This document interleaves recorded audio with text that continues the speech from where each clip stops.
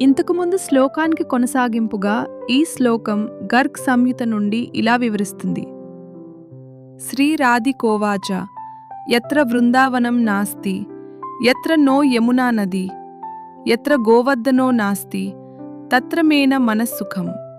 అర్థం: శ్రీ రాధాదేవి తన హృదయంలో ఉన్న గాఢమైన ప్రేమను మరియు వృందావనంపై ఉన్న ఆత్మీయ అనుబంధాన్ని శ్రీకృష్ణునికి తెలియజేస్తోంది.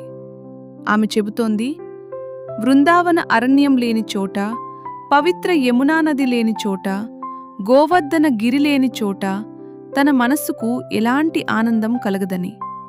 ఎందుకంటే ఆ ప్రదేశాలన్నీ శ్రీకృష్ణుని దివ్య లీలలతో నిండిపోయి ఉన్నాయి.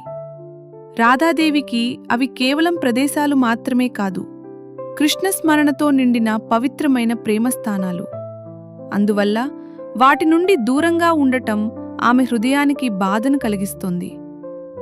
సారాంశం: నిజమైన ప్రేమ అనేది వ్యక్తితో పాటు ఆయనకు సంబంధించిన ప్రతి జ్ఞాపకం, ప్రతి స్థలం, ప్రతి అనుభూతిని కూడా పవిత్రంగా భావిస్తుంది.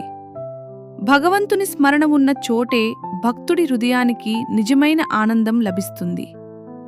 హరే కృష్ణ.